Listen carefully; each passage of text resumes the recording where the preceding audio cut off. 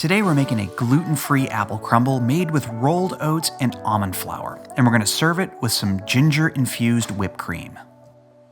We're going to start by mixing 150 grams of rolled oats, 150 grams of almond flour, and 150 grams of granulated sugar, followed by 1 teaspoon or 7 grams of kosher salt.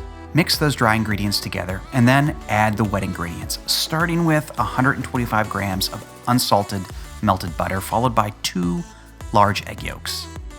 Mix everything together really well. The consistency that you're looking for is kind of a semi-wet and clumpy mixture. Then place the bowl in the refrigerator because we're going to move on to the filling. It is time to peel the apples. I'm using Honeycrisp apples. They are perfect for this dish because of their flavor and they hold up well in texture when baked. Core, then cut the usable apple into 1/4-inch slices, or a medium-sized dice will work here just as well. In the end, you should have 2.5 pounds or roughly 1,100 grams of apple for the filling. Now add 3 ounces or 85 grams of brown sugar, a 1/2 teaspoon of cinnamon, a 1/2 teaspoon of kosher salt, 1 teaspoon of vanilla extract, 1 ounce or 28 grams of cornstarch, and the juice from a 1/2 lemon. Now finish the apple filling off with some freshly grated nutmeg.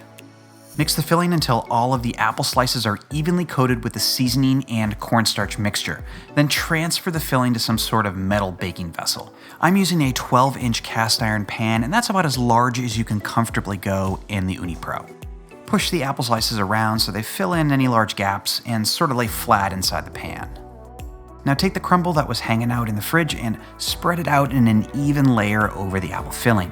The butter might have hardened a bit, so just break up the larger pieces of crumble if you need to.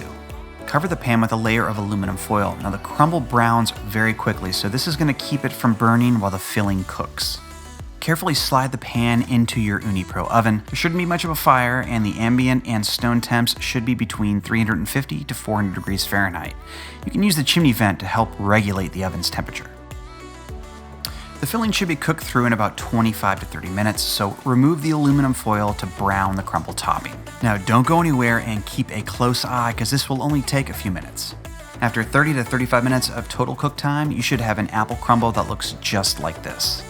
For the ginger whip, simply let 1 cup of heavy cream rest overnight with 1 ounce of sliced ginger, strain it out and whip the cream to soft peaks. Add 2 tablespoons or 15 grams of powdered sugar, then continue to whip the heavy cream until you get stiff peaks.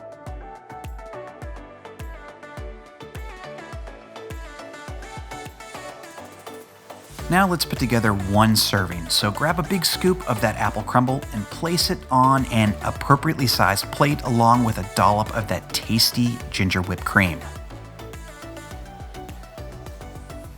And there it is, a simple and delicious dessert for the fall season, baked in the incredible Ooni Pro oven.